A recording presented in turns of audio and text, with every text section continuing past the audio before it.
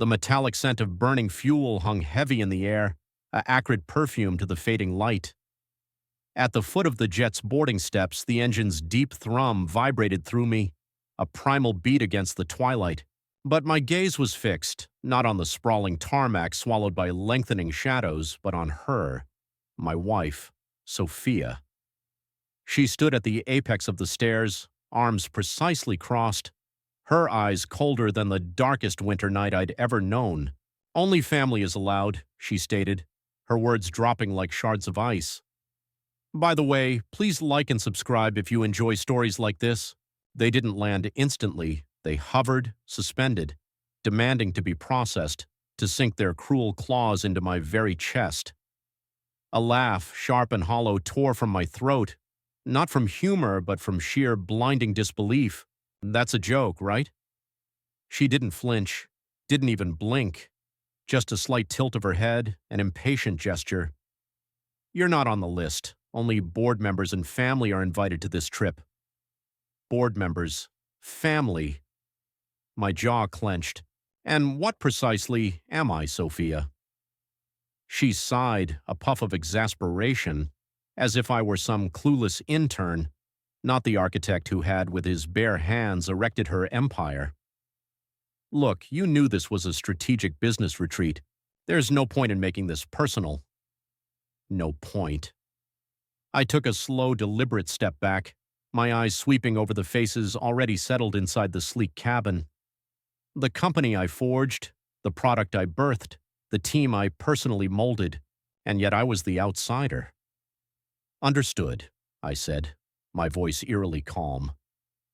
I would not grant her the grim satisfaction of a broken man. I would not allow her the illusion of power over me. Her assistant, a shadow of her command, stepped forward, already signaling security as if I were some random loiterer on the runway. The sheer, audacious nerve of it almost provoked another laugh. I retreated further, watching the jet's monstrous doors seal shut. The engines roared, a crescendo of betrayal, as my wife, my supposed partner, ascended into the sky without me. I stood rooted to the spot, a silent sentinel as the jet dwindled to a speck, then vanished on the horizon. My reflection stared back from the terminal's glass, a stranger in a familiar face, a man who had poured his very essence into something, only to be left with an unbearable void. No, that wasn't true. She believed she had expunged me from her triumph. She had just committed the gravest error of her life. For if she desired my obliteration, if she truly yearned to scrub my very presence from the empire we had painstakingly constructed, then I would respond with an act of utter devastation. I would erase her empire entirely.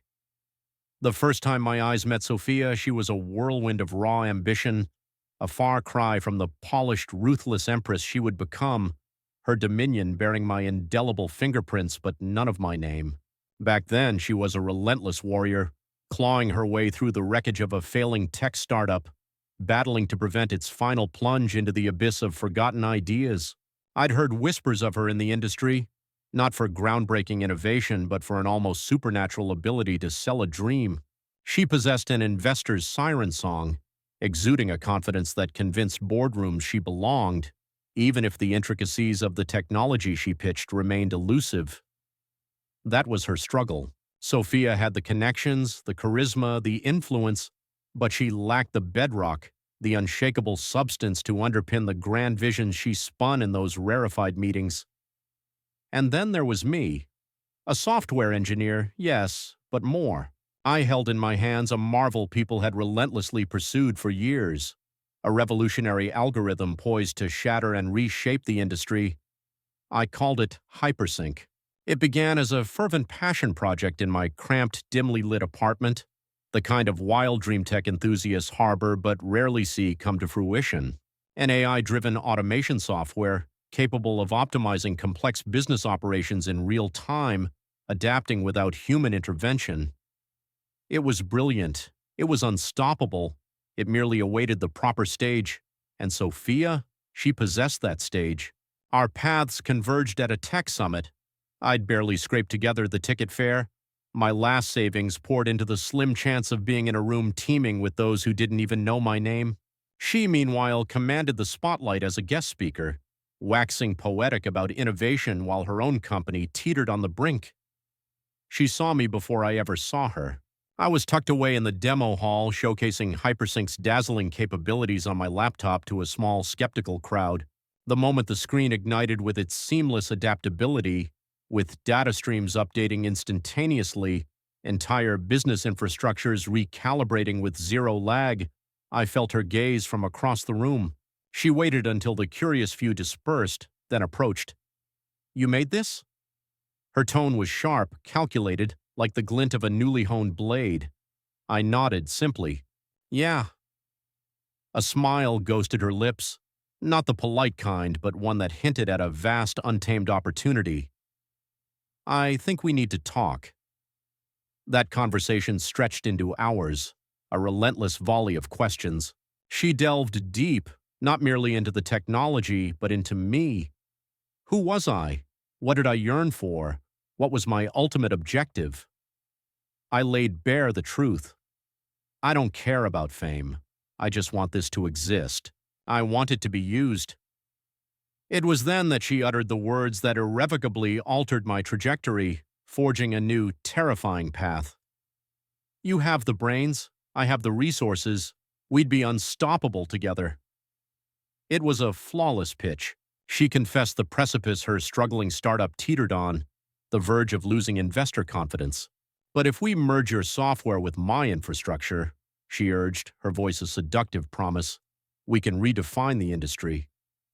It wasn't mere flattery, it was tangible, a desperate lifeline for my life's work that didn't involve me languishing in a darkened room praying for recognition. So I said yes. From two strangers, we became partners, and the ensuing years blurred into a relentless cycle of toil, sleepless nights, and blind faith. I poured my very essence into refining Hypersync, sharpening its edges, making it faster, more adaptive than anything the world had ever witnessed. Meanwhile, Sophia wove her magic, conjuring funding, forging partnerships, securing press coverage. It was intoxicating. We were more than just business partners, we were equals, or so I believed. Somewhere along the way, the late-night strategy sessions transformed into shared dinners. The professional admiration blossomed into something deeper, something far more potent. Before I even comprehended it, I was consumed by love for her. I saw her as the singular soul who truly believed in me, who championed my efforts, who fought to unleash my creation upon the world. In return, I gave her my absolute, unyielding trust. We married before the company even truly soared, a natural progression, as if sealing our commitment not only to each other but to our shared, boundless vision. Hypersync wasn't just a company, it was our child, the entity we had painstakingly built together, the legacy we would forever share. Or so I thought. The first discordant note was faint, almost imperceptible. Sophia began monopolizing press interviews, casually dismissing my presence as if I were merely some reclusive tech genius behind the scenes. Investors, too, started linking Hypersync exclusively with her, treating me as an employee, not a co-founder. I noted a subtle shift in her language during meetings. She would gently correct anyone who referred to Hypersync as our company, subtly altering the phrasing to imply sole ownership. I said nothing. I rationalized it, convincing myself it was trivial.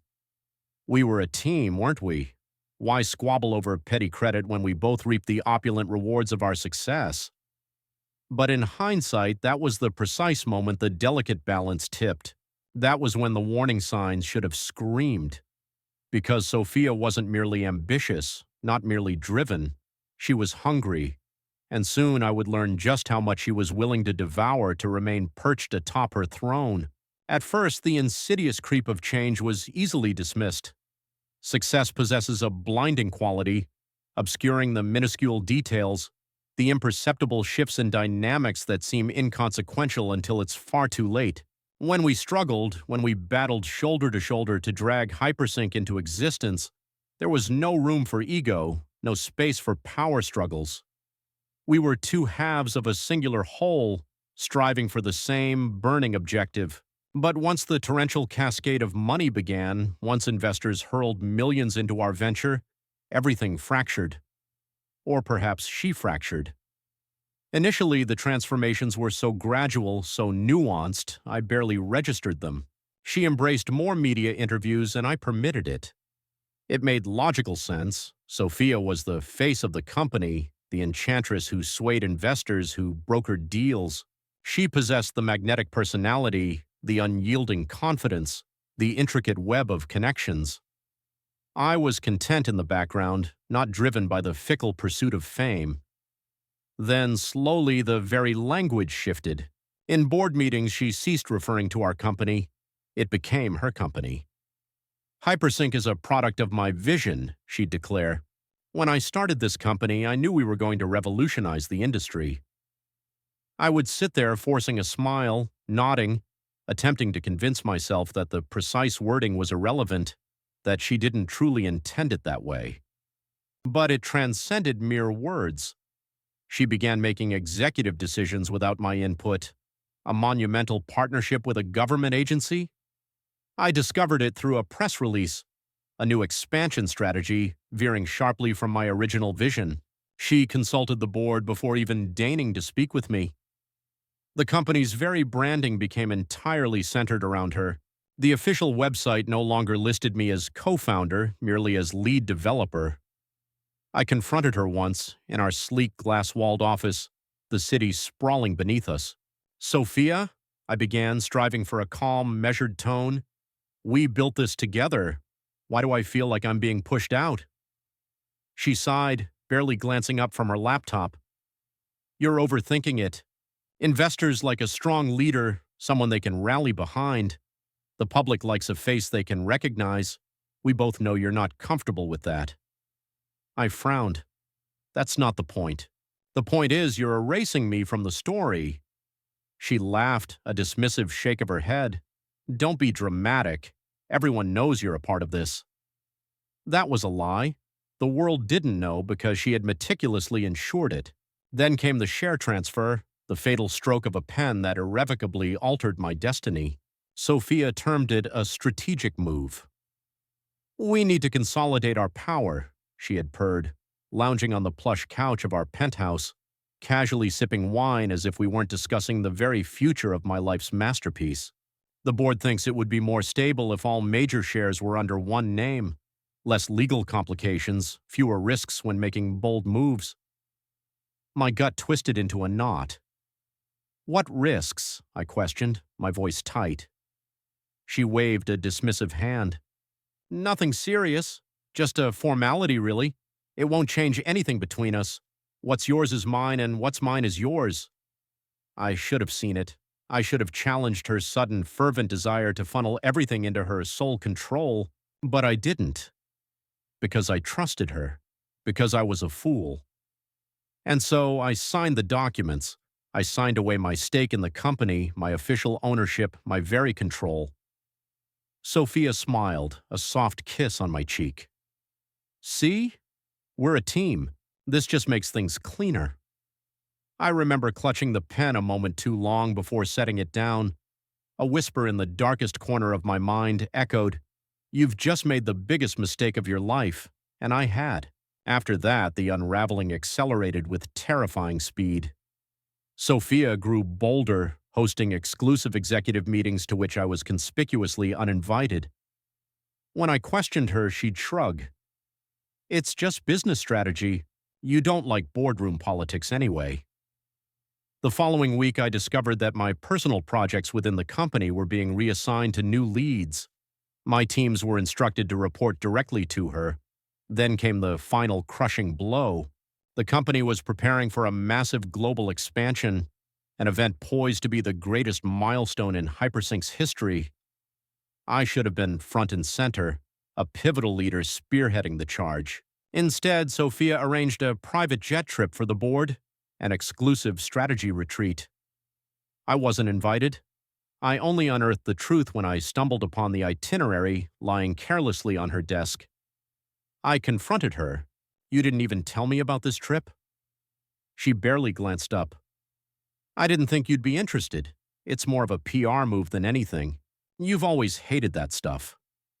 I stared at her, the chilling realization settling like a lead weight in my chest. I co-founded this company, Sophia. She sighed, clearly bored with my objections.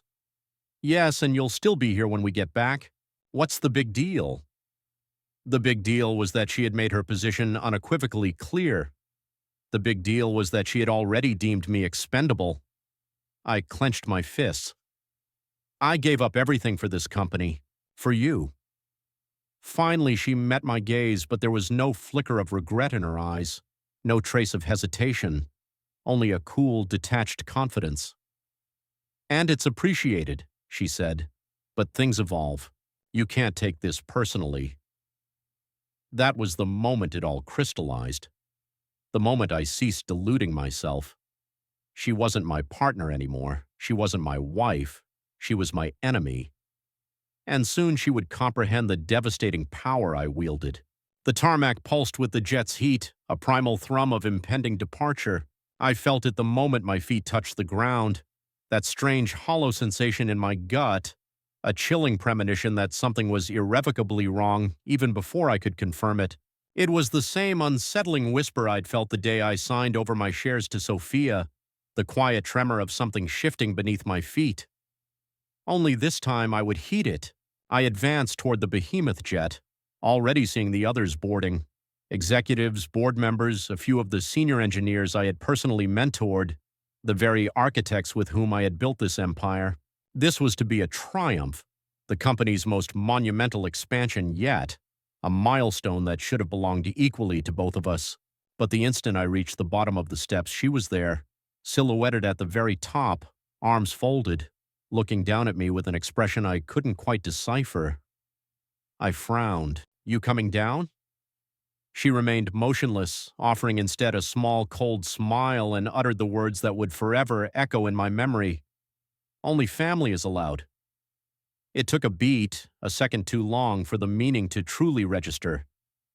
A short, disbelieving laugh escaped me. Surely this was a cruel joke, but she didn't laugh with me. She didn't even blink.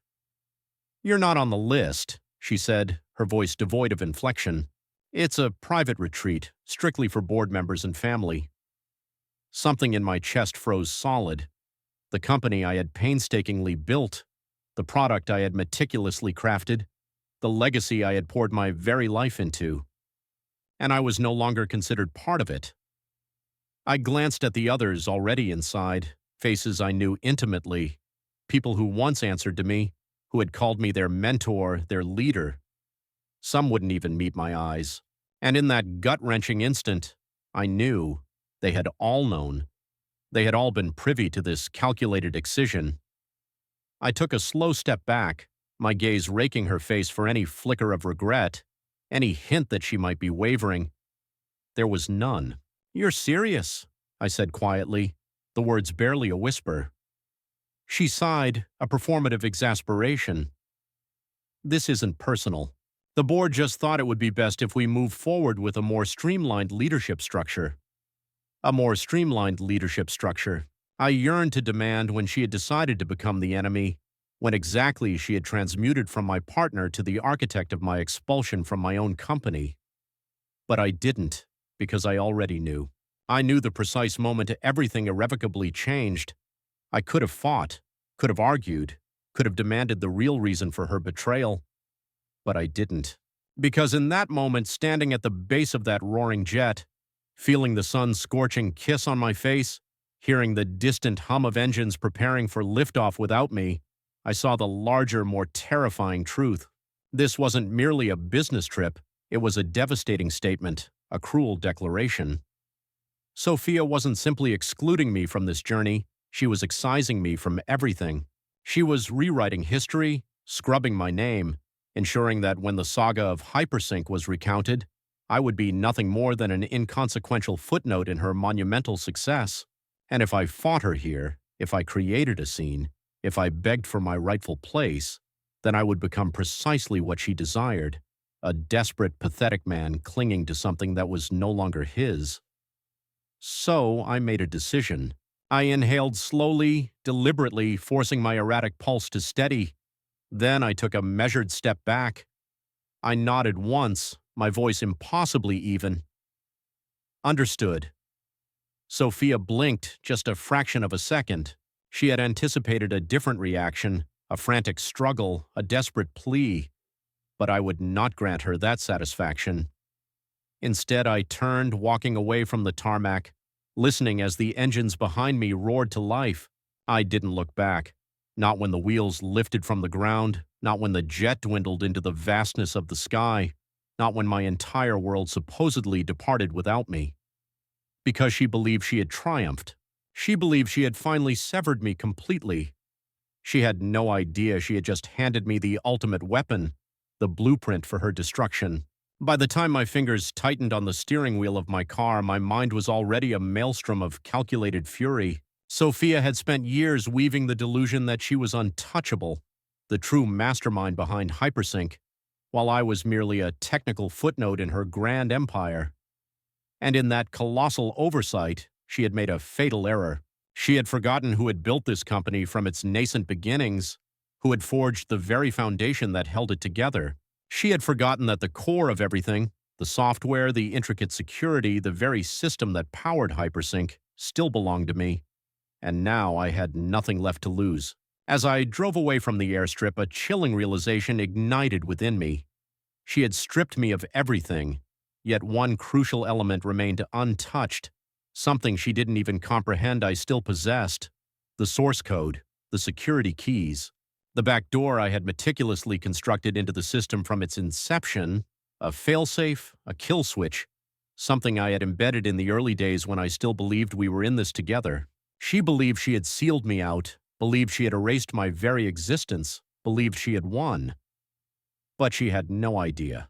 Because now, for the first time since this nightmare began, I was no longer playing defense. Now I would systematically reclaim every last atom of what was mine, not just my company, not just my legacy. I would obliterate her empire, brick by agonizing brick, line by meticulous line, until nothing remained but smoldering ash. That night, home held no allure. The penthouse, the gilded cage we had purchased when Hypersync's valuation first soared into the billions, felt like a museum, a carefully curated exhibition of her triumph, where my presence had been reduced to a fleeting afterthought. No, I needed sanctuary, a place of quiet, brutal clarity where I could orchestrate my retribution. So I drove to the one place that still felt undeniably mine, the private development server I had rented years ago, when Hypersync was merely a nascent idea, a fragile dream I had painstakingly coded into existence, line by agonizing line. No one knew of its existence, not Sophia, not the board, not even the engineers who once toiled under my command. This was my failsafe, and tonight it would become the genesis of her downfall. Hypersync transcended the mundane definition of a tech company. It was a vast, intricate ecosystem, a self-sustaining automation network that powered everything from the relentless churn of high-frequency trading firms to the labyrinthine arteries of global supply chains. It was conceived to be impenetrable, its security layers tighter than any government system. Yet there was a single insidious flaw, a flaw I had meticulously built into its very core from the beginning, back when Sophia and I were still partners, when I still harbored the naive belief in us. I had embedded a private failsafe deep within, the source code, not as an act of paranoia, but as a last resort, a mechanism to reclaim control should everything unravel. It was buried, shrouded beneath layers of encrypted pathways, cloaked as an unassuming, rarely accessed subroutine. To anyone else, it appeared a dormant function, a harmless fragment of forgotten code. But to me, it was the kill switch. I logged in, the familiar interface a phantom embrace, the blinking cursor a silent sentinel awaiting my command, the quiet hum of a system poised for transformation. It felt like stepping back into my true home. She believed she had locked me out of my own dominion. She was gravely mistaken. With a few precise keystrokes, I accessed the master framework. I savored the moment, relishing the deliberate pace. Sophia was on a plane surrounded by her new board, her loyal executives, basking in the illusion of her unassailable power. She would not see this coming. She never did. First, a diagnostic. Numbers cascaded across the screen. Hundreds of servers, millions of active users, a network valued in billions, and all of it still inextricably linked to my code.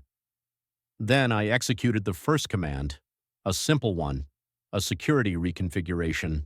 On the surface, nothing changed. Hypersync hummed along business as usual, but beneath the surface, every executive-level access key was systematically revoked. No one, not Sophia, not the board, not a single top-tier employee, could log in or initiate any critical system changes, except for me. I leaned back, watching the system reset itself. She wouldn't notice immediately. Not yet. But soon. Very soon she would awaken to a world where she was no longer in control. The next morning, my phone shattered the pre-dawn silence at 6:07 a.m. I ignored it. It rang again, then again. Finally, I answered, just to hear the frantic edge in her voice. "Aaron," she snapped. No preamble, no polite greeting, just raw, unadulterated panic. "Hypersync is locked down. We can't access anything. What the hell did you do?" I smiled. It was deeply satisfying to hear the cracks in her usually composed demeanor, to detect the underlying tremor of fear in her voice. I kept my tone infuriatingly casual. "Good morning, Sophia. Something wrong?" She exhaled sharply, frustration vibrating in every syllable. "Don't play games. The system is rejecting all executive logins. The entire board is locked out.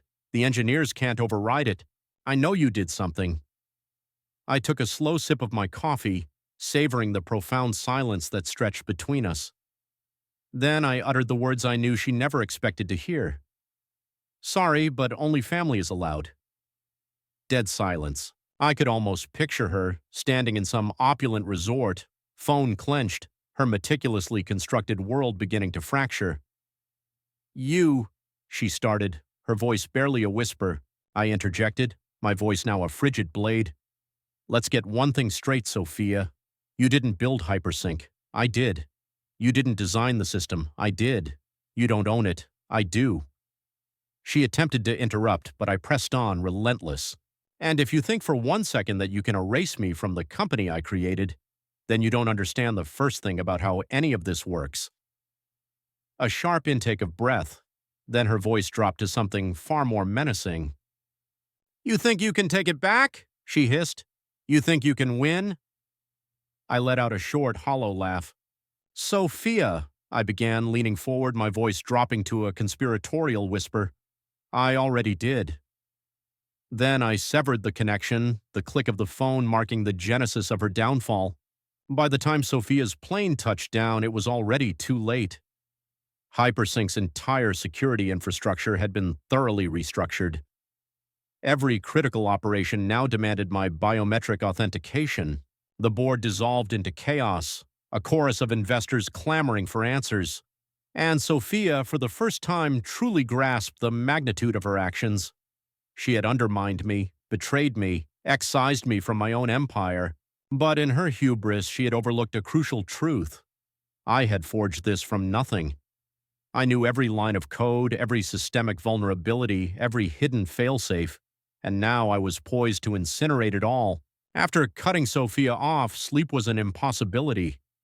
I remained rooted, gazing at my phone, a torrent of missed calls flooding the screen, her name a relentless, desperate pulse. By 7 a.m., the calls ceased, not from surrender, but from the dawning realization of an inescapable truth. This was no fleeting system anomaly, no glitch her engineers could patch in a few hours. This was the overture to the end, and I alone held the pen that had scripted its demise. At precisely 8:15 a.m., a text materialized, not from Sophia, but from one of my former engineers, a loyal ally before Sophia's corporate purge. They're panicking, the board's losing its mind. She's trying to call an emergency meeting, but no one can access anything. "What did you do?" I smirked, slowly tapping out my reply. "Just reminding them who built the system." Sophia was shrewd, I'll concede that. She wasted no time. Every expert imaginable was summoned, elite cybersecurity specialists, former government encryption analysts, even a few of my old team members she'd retained. Yet they all crashed against the same insurmountable barrier. This lockout wasn't a mere administrative restriction. It was a deep structural override, so deeply embedded that any attempt to rewrite access pathways would be instantly self-corrected. Hypersync was expelling her at its very core, and only one person possessed the key. Me. By 10 a.m., my phone chimed again. Not Sophia, but a board member. I let it ring twice before answering. Aaron? The voice on the other end crackled, strained but carefully composed. We seem to have encountered a technical issue. I assume you're aware of it. I leaned back, allowing the silence to hang heavy before responding. I might be. A pause, then a shift in tone, less professional, more frayed. What the hell are you playing at? The entire company is on lockdown. We're bleeding millions by the second. I glanced at my laptop where Hypersync's stock price was in freefall. Their panic was almost palpable. You'll have to be more specific, I stated, feigning confusion. Are you seeking my professional expertise or merely indulging in a shouting match? More silence than a reluctant exhalation. We need your help. There it was, the first fissure in their arrogance. I tapped my fingers against the desk, carefully selecting my words. You need my help? I repeated. Funny, because just last week Sophia made it explicitly clear that I was no longer a part of Hypersync. You were never removed, the board member interjected, a hurried denial. That was a misunderstanding. We'll save it, I cut in, my voice dropping. You locked me out of my own creation.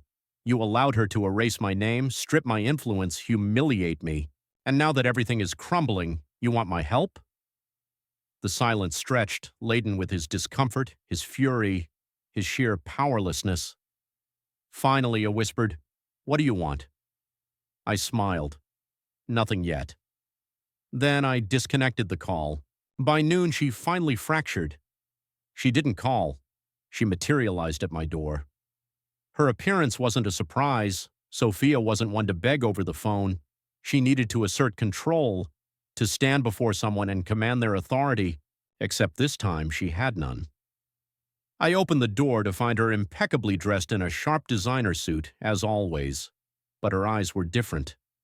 For the first time since this war began, they betrayed a tremor of fear. I leaned against the doorframe, arms crossed. To what do I owe the pleasure? She exhaled sharply, her jaw clenching. Let me in. I didn't move. No. Her eyes flared. Aaron, I don't have time for games. I smiled.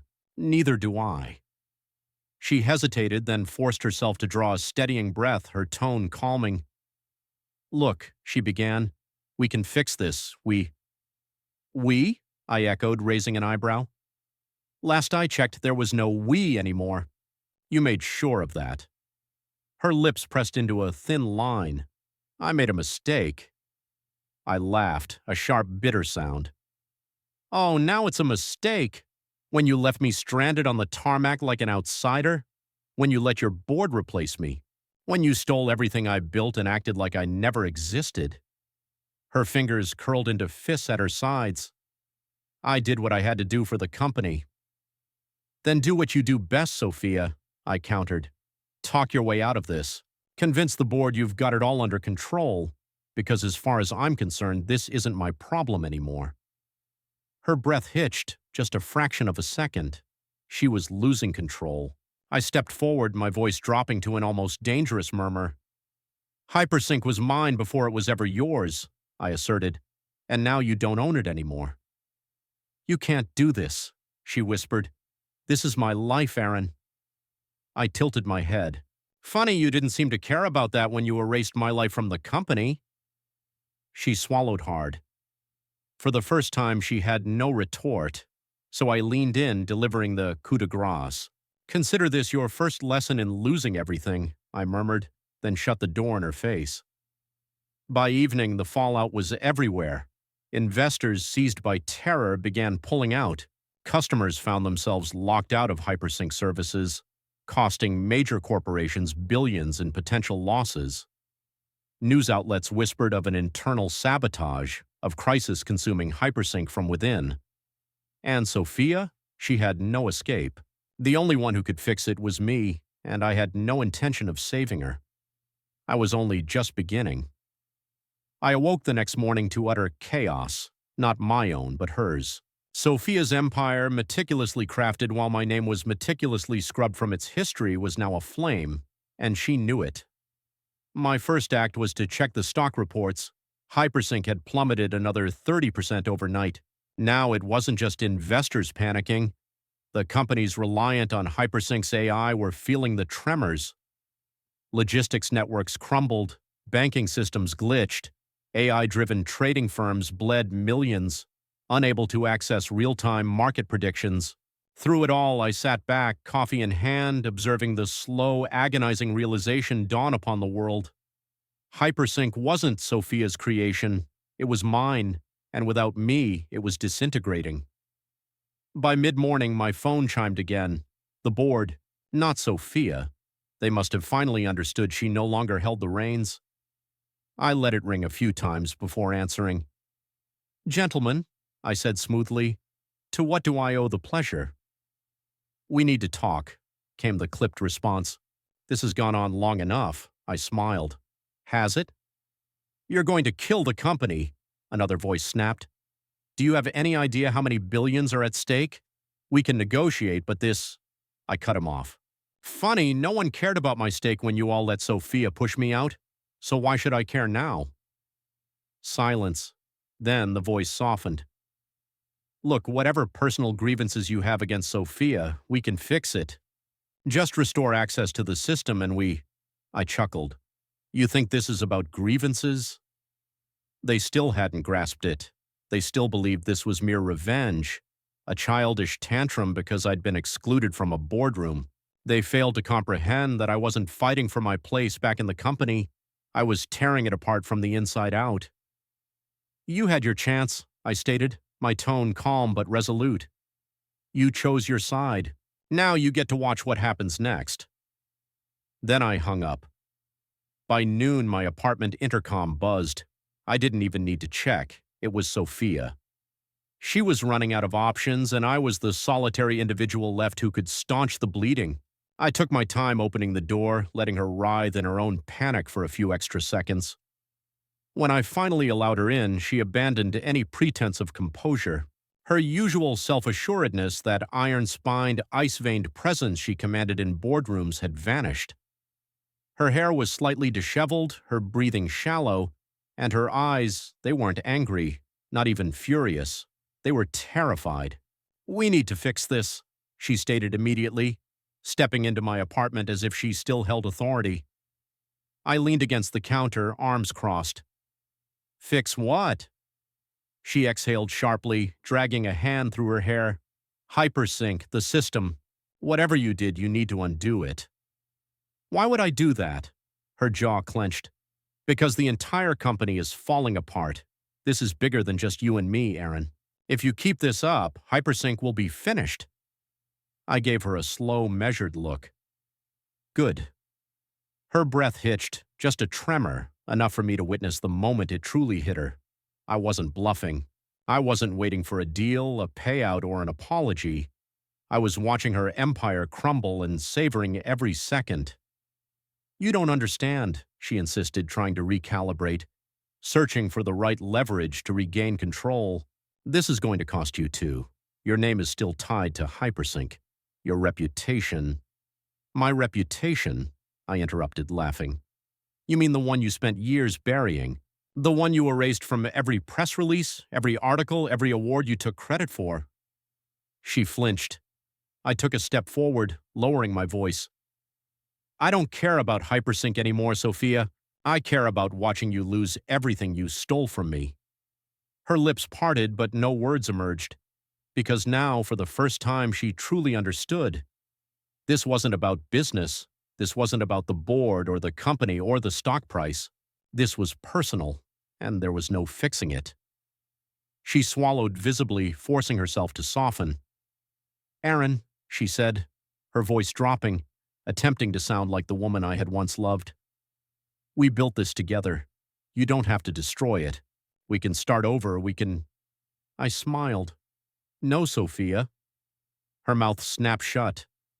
I stepped closer until there was barely any space between us and spoke the words that finally shattered her. You already did that, I whispered, the moment you looked me in the eye and told me I wasn't family anymore. Tears welled in her eyes, real tears. I had witnessed Sophia cry in business meetings before.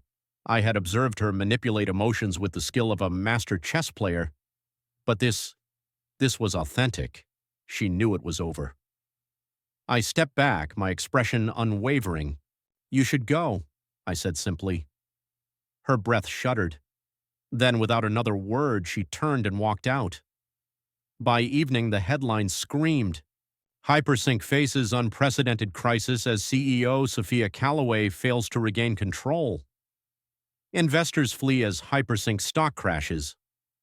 Was Hypersync's true genius erased from history? And the best part, the media was finally unearthing the ICE.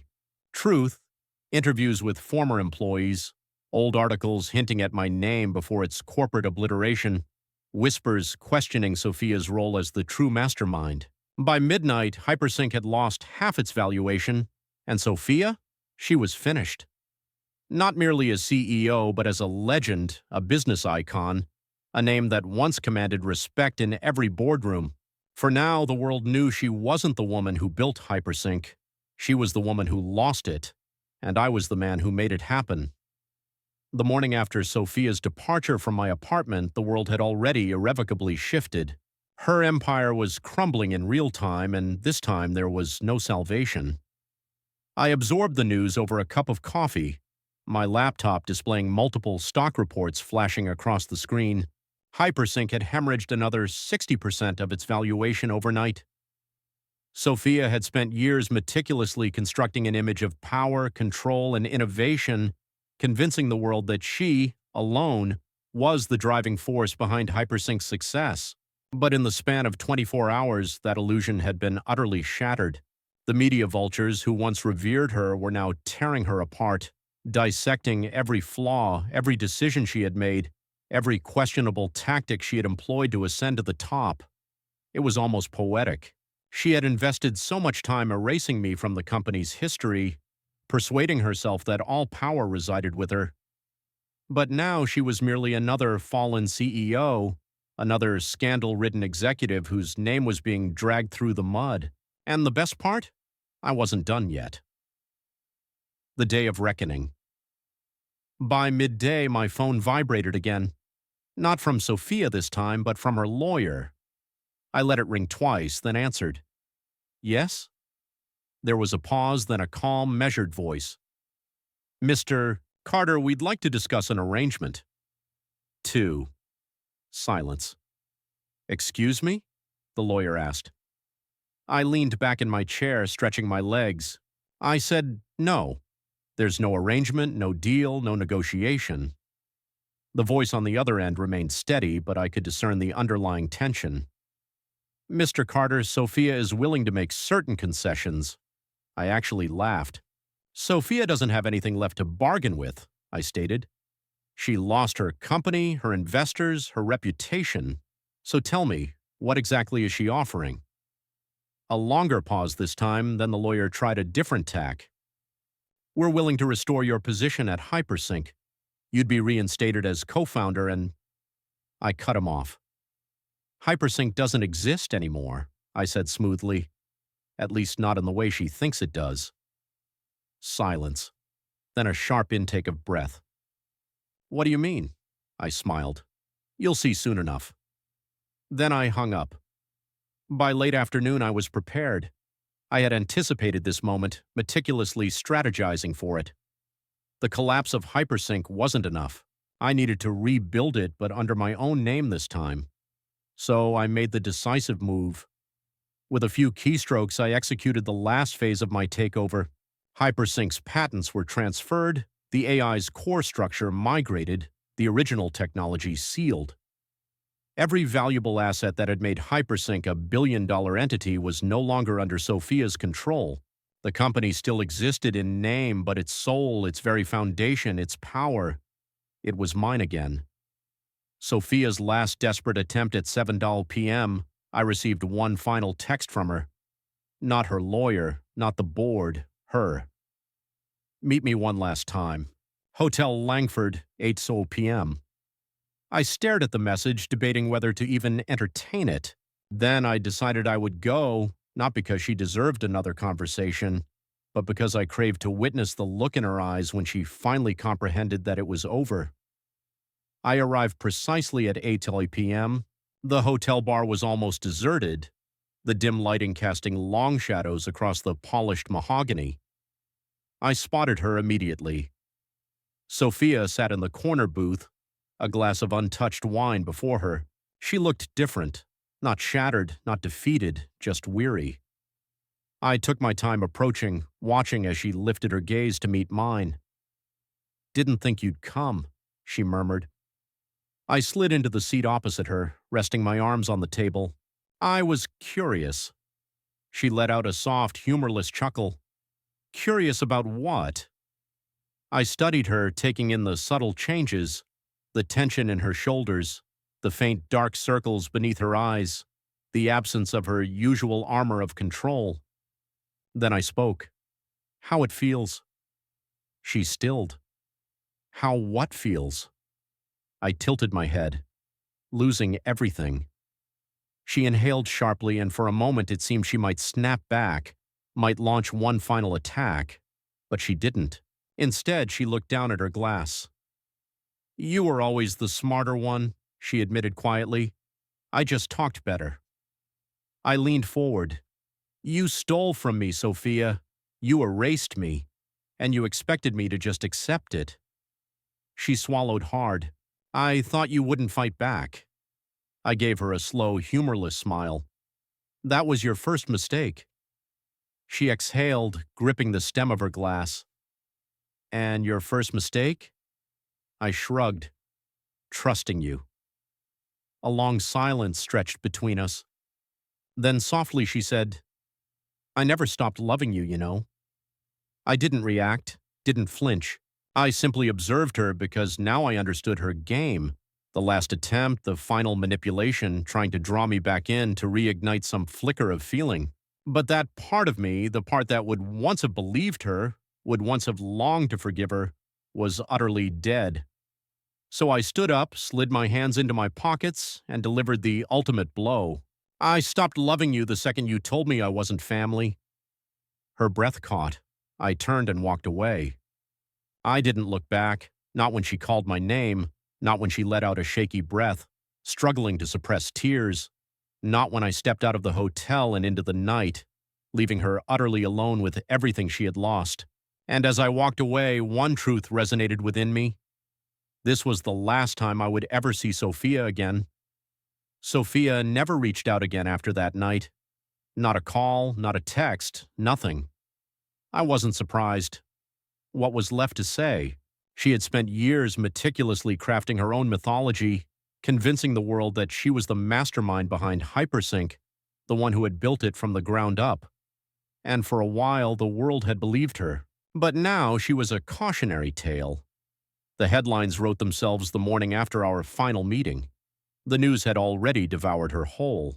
From CEO to scandal, the fall of Sophia Calloway. Hypersync implodes. Was it built on lies? Once a tech icon, now a pariah, Sophia Calloway's stunning downfall. The press had been brutal, relentless. Every interview she had given, every moment she had claimed credit for my work, every deal she had made while pushing me further into the background, it was all under the unforgiving microscope now. Former employees came forward, investors publicly distanced themselves. Even her most loyal supporters began abandoning ship, realizing that aligning with her was a path to ruin. And the final blow, Hypersync's board of directors had voted her out. She was officially removed as CEO, a public statement riddled with corporate jargon, but the message was stark. Sophia Calloway was no longer the face of the company. She was nothing anymore. For the first time in years, she was nobody, No more corporate events, no more keynote speeches, no more front-page headlines celebrating her success. Just radio silence. I heard through a mutual contact that she had been desperately trying to sell her remaining shares, hoping to salvage what money she could. But with the company in free fall, her stock was virtually worthless. She had lost everything. And I had taken it all away from her. But while she was fading into obscurity, I was doing the opposite. 2 weeks after her removal, I announced something new. Not a company revival, but a rebirth. SyncForge. A new AI-driven platform, sharper, faster, smarter than anything Hypersync had ever been. And the best part? It wasn't just me. I had spent the past few weeks reaching out to every loyal team member Sophia had discarded. The developers, the engineers, the true minds behind the software, the people she had undervalued and overlooked. And they had all returned to me. Not for money, not for status, for revenge, the ultimate payback. When SyncForge launched, it was an immediate triumph. Investors who had fled Hypersync now flocked to me. Tech publications that once lauded Sophia were now extolling my name. The same reporters who had celebrated her ascent were now declaring me the true genius behind it all. And Sophia? She was watching it happen. I knew she was. She wouldn't be able to help herself. Because this wasn't just a personal betrayal for her. This was her greatest fear realized. She had spent years ensuring the world knew only her name. Now the world was forgetting her entirely. Then, one night, my phone rang. For a second, I almost ignored it. But then I saw the name, Sophia. I stared at it, deliberating. Then slowly I answered. She said nothing at first. I could hear her breathing, slow, measured, as if she was forcing herself to maintain composure. Finally, she spoke. "Aaron," she said, her voice thinner than I'd ever heard it. I leaned back in my chair. Sophia. There was a long silence, then, barely above a whisper, "I need help." I didn't react, didn't let my voice waver, didn't allow her to hear the profound satisfaction that resonated deep within my bones. I had been waiting for this. She had spent so long acting untouchable, like the goddess of the tech world, the woman who possessed everything. Now she was begging me. I took my time, letting the silence stretch before I finally spoke. "Sorry, Sophia." I let out a slow exhale. "Only family is allowed." Then I hung up, and just like that, I ended it for good. Ladies and gentlemen, since you've listened to the end of this story, please subscribe to the channel and write in the comments which state you're watching from. Let's see what percentage of elite viewers make it to the end. And please kindly turn your attention to the screen after this message. There you'll find a full playlist of thrilling stories, a subscribe button for the channel, and our most captivating story. Click, enjoy, and thank you.